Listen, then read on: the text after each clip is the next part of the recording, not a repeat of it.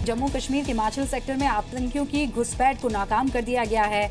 हमारे सुरक्षा बलों ने एक आतंकी को मार गिराया है और बाकी आतंकियों की अभी तलाश जारी है। सर्च ऑपरेशन चल रहा है। इस बीच जम्मू कश्मीर पुलिस ने श्रीनगर में आतंकियों के मददगार 3 ओवरग्राउंड वर्कर्स को गिरफ्तार किया है। तीनों को श्रीनगर के टेंगापोरा इलाके से एक पैसेंजर कैब से गिरफ्तार किया गया है। इनके पास से AK-47 राइफल्स भी बरामद हुई है। गाड़ी को भी अब जब्त कर लिया गया है।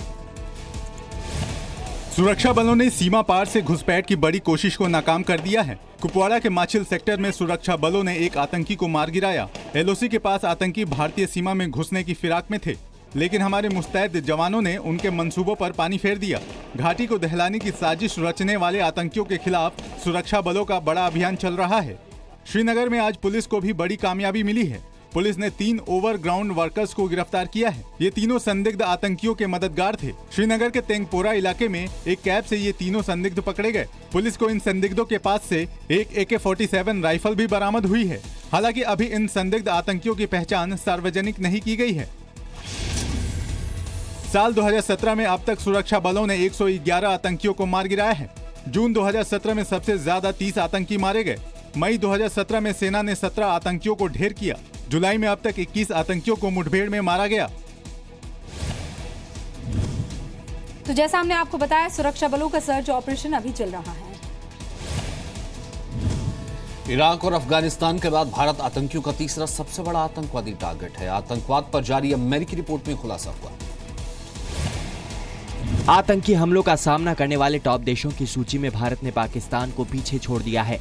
लिस्ट में भारत तीसरे स्थान पर है। अमेरिका के विदेश मंत्रालय की ओर से जारी साल 2016 के आंकड़ों के मुताबिक आतंकी हमलों में मरने और घायल होने वालों की संख्या पाकिस्तान से ज्यादा भारत में है। आतंकवाद से जुड़े आंकड़ों का विश्लेषण करने वाली संस्था NCSTRT की रिपोर्ट के मुताबिक आतंकी हमलों के मामले में इराक पहले और अफगानिस्तान दूसरे स्थान पर है। 2016 में दुनिया भर में 11,072 आतंकी हमलों को अंजाम दिया गया। इस दौरान भारत में करीब 927 आतंकी हमले किए गए, जिसमें 636 लोग घायल हुए। पाकिस्तान में इस दौरान आतंकी हमलों की संख्या में 27% की गिरावट आई और वो लिस्ट में चौथे स्थान पर खिसक गया। रिपोर्ट में यह भी दावा किया गया है कि पिछले साल जम्मू कश्मीर में होने वाले आतंकी हमलों में 93% की बढ़ोतरी हुई है। हालांकि भारतीय गृह मंत्रालय के मुताबिक जम्मू कश्मीर में इस दौरान आतंकी गतिविधियां 54.81% बढ़ी हैं। केंद्रीय मंत्री मुख्तार अब्बास नकवी ने अमेरिकी संस्था की रिपोर्ट पर चिंता जताई है। वहीं रक्षा विशेषज्ञ इस तरह की रिपोर्ट को भारत के लिए चिंताजनक बता रहे हैं। जिस वक्त जो है वो आतंकवाद को पूरी दुनिया समझती भी नहीं थी, जानती भी नहीं थी, तब से आतंकवाद जो है वो भारत में फल फूल और पनप रहा था कुछ हिस्सों में, और हमने उसको ठीक किया। और आज हमें इस बात की खुशी है कि वो आतंकवादी ताकतें की भारत में बहुत दिनों से अपनी जड़ें जमाने में लगी हुई थी, वो नाकाम हुई हैं, वो परास्त हुई हैं। ये बहुत चिंता की बात है, इसलिए कि जो देश हैं उनके नाम बताए गए हैं। इराक और अफगानिस्तान के बाद भारत का नंबर, और 336 लोगों की हत्याएं सन 16 में हुई। ये बहुत बड़ा नंबर है। हम लोग तो हमेशा इससे जूझते रहे हैं, और जिस संयम से ज़्यादातर हिंदुस्तान की फौजों ने, हमारी सरकारों ने आतंकी गतिविधियों को रोका है और अंततः खत्म किया, ये हमेशा एक सराहना की बात रही है। रिपोर्ट में नक्सलियों को दुनिया का तीसरा सबसे घातक आतंकी संगठन बताया गया है। पहले नंबर पर ISIS और दूसरे पर तालिबान है। 2016 में भारत में सबसे ज्यादा आतंकी हमले 4 राज्य जम्मू कश्मीर, छत्तीसगढ़, मणिपुर और झारखंड में हुए। रिपोर्ट में दावा किया गया है कि भारत में आतंकी साजिश को अंजाम देने वाले 52 ग्रुप मौजूद हैं। पाकिस्तान की गोलीबारी में शहीद हुए राइफलमैन जयद्रथ सिंह का आज अंतिम संस्कार कर दिया गया। शहीद राइफलमैन जयद्रथ सिंह के पार्थिव शरीर को सेना के ट्रक में रखकर उनके पैतृक गांव लाया गया। अपने वीर सपूत के अंतिम दर्शनों के लिए पूरा गांव उमड़ पड़ा।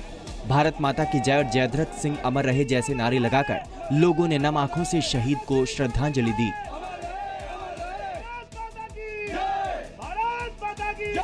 शहीद जयद्रथ सिंह यूपी के सहारनपुर जिले के भगवानपुर गांव के रहने वाले थे। उनके पैतृक गांव भगवानपुर में पूरे राजकीय और सैनिक सम्मान के साथ शहीद जयद्रथ का अंतिम संस्कार किया गया। इस दौरान प्रशासनिक अधिकारी और इलाके के विधायक भी मौजूद रहे। शहीद राइफलमैन जयद्रथ सिंह शुक्रवार को पाकिस्तान के फायरिंग में घायल हो गए थे। राजौरी सेक्टर के सुंदरबनी में पाकिस्तान ने सीज फायर तोड़कर फायरिंग की थी।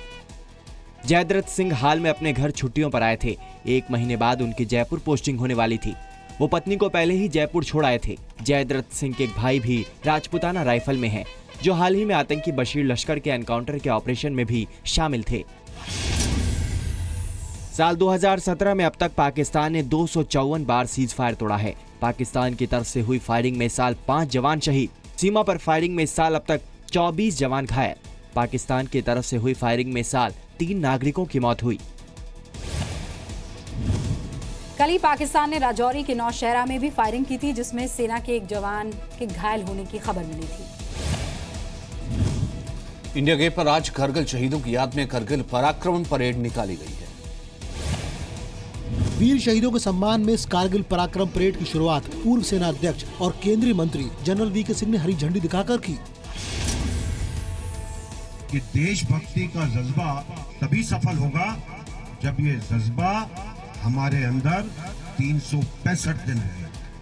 परेड के इंडिया गेट पहुंचने पर फ्लैग इन कार्यक्रम में एनडीए की ओर से उपराष्ट्रपति पद के उम्मीदवार वेंकैया नायडू बतौर चीफ गेस्ट शामिल हुए। वेंकैया नायडू ने पाकिस्तान को कड़े शब्दों में भारत के अंदरूनी मामलों में हस्तक्षेप न करने की चेतावनी दी। नायडू ने कहा कि पाकिस्तान को 1971 नहीं भूलना चाहिए। They should not try to interfere on internal affairs of the country. They should remember the Kashmir is integral part of India. Not even an inch of Kashmir, including POK, will be allowed to be taken by anybody, whatever they may do. Our unfortunate, our neighbor is aiding, abetting, funding, training terrorism. They had an experience in 1971. They should remember that experience. Venkaiah Naidu ने शहीदों के परिवारों को सम्मानित किया। नायडू ने कहा कि हमारे एक पड़ोसी को शांति से न बैठने की गंभीर बीमारी है। हमारा जो पड़ोसी है, पड़ोसी का एक भयंकर बीमारी है। वो बीमारी ऐसी है, वो हमेशा शांति से वो बैठते नहीं, किसी को बैठने भी देना नहीं चाहते। We are a peace loving country. We believe in non violence. We have no history of this 5000 years of Indian civilisation. आदि काल में, वेद काल में, पुराण काल में जो पूर्वजों ने जिया और दिया, विरासत में हमको मिला। हमारा परंपरा, हमारा संस्कृति, हम किसी के ऊपर कभी भी हमला किया नहीं। इस परेड कार्यक्रम का आयोजन पूर्व सैनिकों के संगठन वेटरन्स इंडिया ने किया था। परेड यमुना स्पोर्ट्स कॉम्प्लेक्स से इंडिया गेट तक मार्च निकालकर किया गया। कारगिल युद्ध में 17 गोलियां खाकर भी दुश्मनों को चित करने वाले परमवीर चक्र विजेता योगेंद्र यादव भी इसमें शामिल हुए। 3 दिन बाद करगिल विजय के 18 साल पूरे हो रहे हैं। 26 जुलाई 1999 को भारतीय सैनिकों ने करगिल से पाकिस्तानी सैनिकों और घुसपैठियों को खदेड़ दिया था। कश्मीर पर अमेरिकी मध्यस्थता की वकालत करने वाले फारूक अब्दुल्ला के बयान का सियासी विरोध आज भी जारी रहा। फारूक अब्दुल्ला के मध्यस्थता वाले विवादित बयान पर जम्मू कश्मीर की सीएम महबूबा मुफ्ती ने सबसे पहले कड़ी आपत्ति जताई। हमें आपस में मिल बैठ के बात करनी है तो अमेरिका, तुर्किस्तान और इंग्लिस्तान क्या करेगा हमारा? ये दुनिया में इतने बड़े बड़े मसले हैं जिनका बेड़ा गर्क कर दिया है। सीरिया का हाल क्या बनाया है, अफगानिस्तान का हाल क्या है, इस वक्त इराक का हाल क्या है। फारूक साहब चाहते हैं कि हमारा भी वही हाल हो। जेडीयू और एनसीपी ने महबूबा का समर्थन करते हुए कहा कि कश्मीर मुद्दे पर तीसरा पक्ष भारत को मंजूर नहीं है। ये मामला हमारा आपसी है। पाकिस्तान हमारे देश में पाकिस्तान के बीच की ये या इसका कश्मीर वाला सवाल है या और बाकी ये सवाल है, उसमें तीसरी पार्टी का कोई सवाल ही नहीं उठता। जो कह रही हैं महबूबा जी वो सच है। ये हमारा देश, बिल्कुल पूरा देश एक साथ प्रधानमंत्री जी के साथ खड़ा है ऐसे मामलों में, क्योंकि ये देश की अखंडता और देश की सुरक्षा की बात है। फारूक अब्दुल्ला ने शुक्रवार को कश्मीर मसले के हल के लिए अमेरिका और चीन के नाम का सुझाव दिया था। रक्षा विशेषज्ञों का कहना है कि सियासी फायदे के लिए ऐसे बयान देश हित में नहीं है। चाहे वो यूएन हो या पाकिस्तान या चाइना हो, किसी भी देश की मध्यस्थता किसी प्रकार हम एक्सेप्ट नहीं करेंगे, क्योंकि हम अपनी प्रॉब्लम दोनों मिलजुल के ही रिजॉल्व करेंगे। हमारा इंटरनल प्रॉब्लम है, अमेरिका क्या करेगा और चाइना क्या करेगी। They are nowhere concern with our internal matters. So सवाल ही नहीं आता उनके मीडिएशन से। It is only the government of India and government of Pakistan, but Pakistan में गवर्नमेंट होना चाहिए ना। आइए अब आपको बताते हैं कि फारूक अब्दुल्ला ने क्या कहा था। आप जब चीन से बात कर सकते हैं तो पाकिस्तान से बात क्यों नहीं? सही वक्त का इंतजार करते करते 70 साल बीत चुके हैं। भारत के दुनिया भर में कई मित्र हैं, इनमें से तीसरे पक्ष को शामिल कीजिए और बात कीजिए। चीन पहले ही कह चुका है कि वो कश्मीर मुद्दे पर मध्यस्थता का इच्छुक है, किसी से तो संपर्क किया ही जा सकता है। अमेरिकी राष्ट्रपति डोनाल्ड ट्रंप स्वयं कह चुके हैं कि अमेरिका मध्यस्थता के लिए तैयार है। भारत यूएन समेत हर एक मंच से कह चुका है कि कश्मीर मुद्दा द्विपक्षीय मुद्दा है। अपने मुद्दे को हल करने के लिए किसी तीसरे देश की जरूरत नहीं है हमें। उत्तर प्रदेश में वीवीआईपी के लिए टोल प्लाजा पर अलग से लेन बनाने का फरमान जारी हुआ है। वीआईपी कल्चर खत्म करने का दावा करने वाली यूपी सरकार अब अपने माननीयों को विशेष सुविधा देने की तैयारी में है। यूपी सरकार ने सभी जिले के डीएम को आदेश दिया है कि उनके जिले के नेशनल और स्टेट टोल बूथ पर सांसदों और विधायकों के लिए अलग से लेन बनाई जाए। अब उस फ्री सेवा में वीआईपी ट्रीटमेंट का तड़का अलग से लगने वाला है। यूपी सरकार का कहना है कि समय और सुरक्षा को देखते हुए ये फैसला किया गया है। यूपी सरकार का तर्क है कि टोल प्लाजा पर पहले से ही ऐसी व्यवस्था लागू है।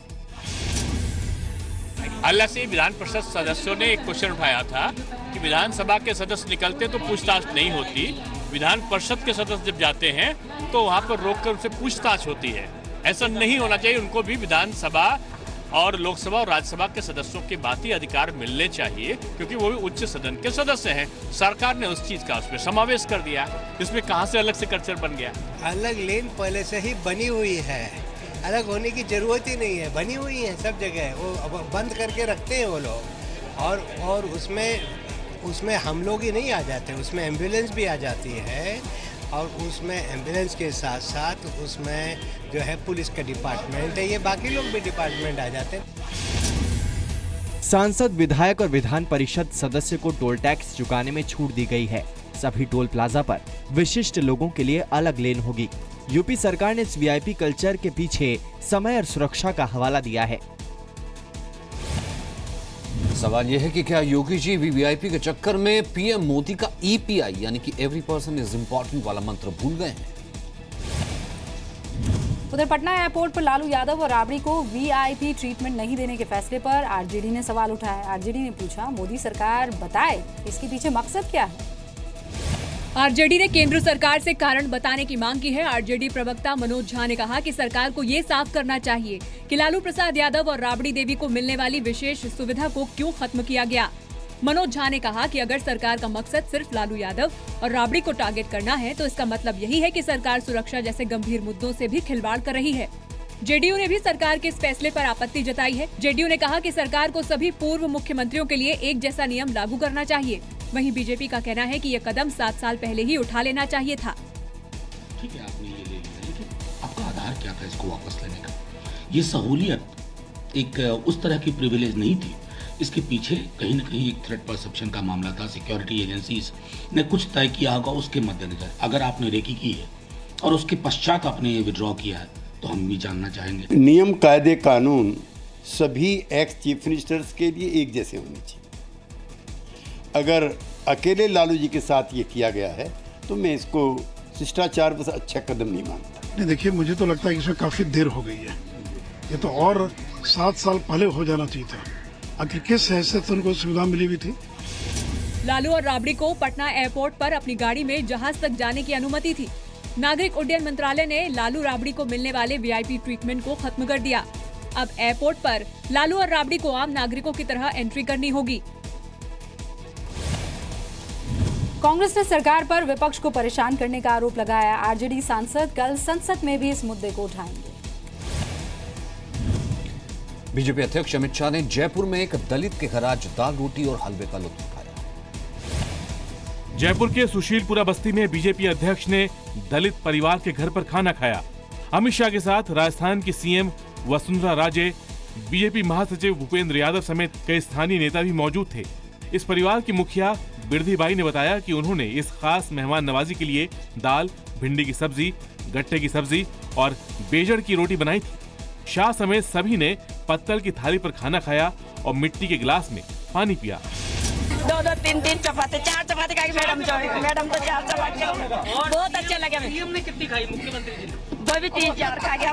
तो जान को तो मैडम को तो ध्यान रखे 4 खा गए मैडम को। अच्छा, ये बताओ, और हलवा खिलाया कि नहीं खिलाया? हलवा तो कम खाएंगे बेटा। मैडम ने कम खाया और अमित जी ने थोड़ा कम ही लिया। सब्जी कौन सी अच्छी बताइए? वो गट्टा की। बिरधी पानी के घर पहुंचने पर परिवार ने अमित शाह, वसुंधरा राजे और सभी को गुलाब का एक फूल देकर स्वागत किया। दलित के घर खाना खाने पर बीजेपी ने सफाई भी दी है। बीजेपी का कहना है कि किसी जाति या बिरादरी को देखकर बिरधी भाई के घर को नहीं चुना गया था। बिरधी भाई के पति बीजेपी के सक्रिय कार्यकर्ता रहे हैं। 30 मई 2016 को अमित शाह ने वाराणसी के जोगियापुर गांव में दलित परिवार के घर खाना खाया। 4 जुलाई को ओडिशा के दौरे के दौरान गंजाम जिले में अमित शाह ने एक ग्रामीण के घर खाना खाया था। 25 अप्रैल 2017 को पश्चिम बंगाल के नक्सलबाड़ी में एक आदिवासी परिवार के घर पर दोपहर का भोजन किया था। मई में अगरतला दौरे के दौरान पार्टी के एक जनजातीय कार्यकर्ता के घर उन्होंने खाना खाया था। राजस्थान में अगले साल विधानसभा चुनाव होने हैं। इसको देखते हुए बीजेपी अध्यक्ष राज्य सरकार के कामकाज की समीक्षा करने के 3 दिवसीय जयपुर दौरे पर हैं। यूपी के जेवर गैंगरेप कांड में 4 आरोपियों को पुलिस ने गिरफ्तार कर लिया है। पुलिस मुठभेड़ में एक बदमाश को गोली भी लगी। ये तस्वीरें ग्रेटर नोएडा के जेवर इलाके की हैं। बीती रात पुलिस और बदमाशों में मुठभेड़ हुई, जिसके बाद पुलिस ने कुल 4 बदमाशों को गिरफ्तार कर लिया। मुठभेड़ के दौरान एक बदमाश को गोली भी लगी है, जिसे अस्पताल में भर्ती कराया गया है। मुठभेड़ के दौरान 2 बदमाश भागने में भी कामयाब रहे।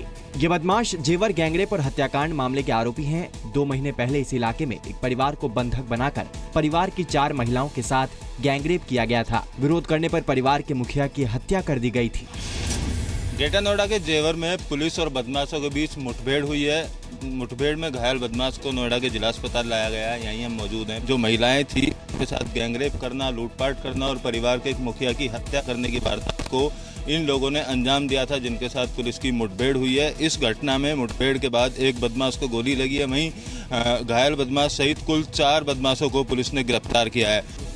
बीती रात जेवर थाना इलाके में बदमाशों के मौजूद होने की सूचना पुलिस को मिली थी। जैसे ही पुलिस टीम बदमाशों की जगह पहुंची, तभी बदमाशों ने पुलिस पर फायरिंग कर दी। जवाबी कार्रवाई करते हुए पुलिस ने भी बदमाशों पर फायरिंग शुरू कर दी। इस मुठभेड़ में अशोक नाम के बदमाश को गोली लगी है। ये जो क्रिमिनल जिसके गोली लगी है और जो घायल है, इसका आपराधिक इतिहास बताया जाता है। पहले भी लूट के मुकदमों में जेल गया है। बाकी और क्रिमिनल हिस्ट्री हम अभी इन लोगों की 3 अभियुक्तों की जो पकड़े गए हैं खंगाल रहे हैं। 24 मई 2017 को जेवर में 2 परिवारों की 4 महिलाओं के साथ गैंगरेप हुआ था। हथियारबंद बदमाशों ने परिवार को बंधक बनाकर लूटपाट भी की थी। विरोध करने पर बदमाशों ने परिवार के मुखिया की हत्या कर दी थी। इस वारदात ने यूपी की कानून व्यवस्था पर कई गंभीर सवाल खड़े किए थे। 2 महीने बाद पुलिस आरोपियों को पकड़ने में कामयाब हो पाई। दिल्ली में 10वीं की छात्रा से रेप करने के आरोपी को पुलिस ने गिरफ्तार कर लिया है। छात्रा ने स्कूल में बच्ची को जन्म दिया। लड़की ने पड़ोस में रहने वाले इसी व्यक्ति पर रेप करने का आरोप लगाया था। पुलिस ने 51 साल के ऑटो ड्राइवर को गिरफ्तार कर लिया है। पुलिस के मुताबिक लड़की ने बताया कि आरोपी उसके साथ 4 से 5 बार यौन शोषण कर चुका था। लड़की को अपने चंगुल में रखने के लिए वो रुपयों का लालच देता था। लड़की को शुरू में अपने गर्भवती होने का पता नहीं चला। जब पेट फूलने लगा तो आरोपी ने उसे बच्चा गिराने की दवा खिला दी, जिसके असर से उसे स्कूल में 26 हफ्ते की प्री मैच्योर डिलीवरी हो गई। हालांकि आरोपी ऑटो ड्राइवर ने आरोपों को बेबुनियाद बताया है। उसके मुताबिक वो लड़की को ठीक से जानता भी नहीं है। ना हम जानते थे नहीं। आपके पास आती थी? नहीं जी, ये पड़ोसी है जरा। हाँ, आना जाना नहीं होता था। तो आपके ऊपर जो आरोप लगा है उसके बारे में क्या कहना चाहेंगे? अब क्या, ऊपर वाले का मर्जी है। बुढ़े आदमी का हंसाएगा तो ऊपर वाले देखेगा। पुलिस इस मामले में पूरी जांच की बात कह रही है। पिछले हमारे पास कंप्लेंट आई थी एक नानी लड़की की, जिसके साथ गलत व्यवहार हुआ, उसके कारण उसने बच्ची को जन्म दिया। उसकी कंप्लेंट में हमने केस रजिस्टर किया। उसके मुताबिक जो उन्होंने नाम बताया और उसको हमने आइडेंटिफाई करके उसको अरेस्ट कर लिया। सबसे हैरानी की बात यह है कि बच्ची के मां बाप को भी उसके गर्भवती होने का पता नहीं चला। उन्हें लग रहा था कि किसी बीमारी या गैस की वजह से किशोरी का पेट फूल रहा है। छात्रा ने 20 जुलाई को स्कूल के बाथरूम में बच्ची को जन्म दिया था। पुलिस के मुताबिक पीड़ित लड़की ने बताया कि आरोपी ऑटो ड्राइवर उसे यौन शोषण के बाद कभी 500 तो कभी 800 रुपए देता था। किशोरी ने जब पेट फूला होने और दर्द के बारे में बताया तो उसने उसे गर्भपात की दवा खिला दी।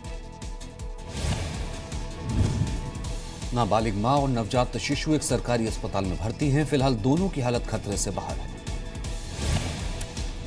किसी भी चीज की कीमत इतनी हो जाए कि उसकी सुरक्षा के लिए बंदूकधारी गार्ड लगाने पड़े तो आप क्या कहेंगे? आसमान छूती कीमतों की वजह से संगीनों के साए में बिक रहा है टमाटर। सब्जी मंडी में बंदूकधारी गार्ड को देखकर हैरान होने वाली ये तस्वीर मध्य प्रदेश के इंदौर की सब्जी मंडी की है। ये सुरक्षा इंतजाम मुंबई के दहीसर की सब्जी मंडी से 300 किलो टमाटर की चोरी के बाद किया गया है। मुंबई, दिल्ली, इंदौर समेत सभी शहरों में टमाटर की कीमतें आसमान पर हैं। इंदौर के व्यापारियों को मुंबई की घटना के बाद चोरी का डर सता रहा है। व्यापारियों का कहना है कि बाजार में टमाटर की भारी कमी है। अगर ऐसे में उनके पास जो टमाटर है वो चोरी हो गया तो उन्हें बहुत घाटा झेलना पड़ेगा। हमने मंडी प्रशासन से मांग करी है कि मंडी समिति के जो गार्ड हैं, सुरक्षा कर्मी हैं, उनके वो साथ में रहे और हम फिर माल बेचें उसको। सब्जी बाजार में टमाटर करीब 100 रुपए किलो बिक रहा है। सब्जी विक्रेताओं के मुताबिक बारिश की वजह से टमाटर की फसल खराब हो गई है। टमाटर की पैदावार करने वाले राज्यों में ज्यादा गर्मी पड़ने की वजह से भी टमाटर की फसल को नुकसान पहुंचा है। सब्जी विक्रेताओं के मुताबिक अगस्त में टमाटर की नई फसल आएगी, तब तक दामों में तेजी बने रहने की आशंका है। बारिश की वजह से सप्लाई बाधित होने से टमाटर ही नहीं दूसरी सब्जियों के दाम भी बढ़ने अब शुरू हो गए हैं। और फास्ट एंड फैक्ट्स में फिलहाल इतना ही। देश और दुनिया की बाकी तमाम खबरों के लिए आप देखते रहिए जी न्यूज़।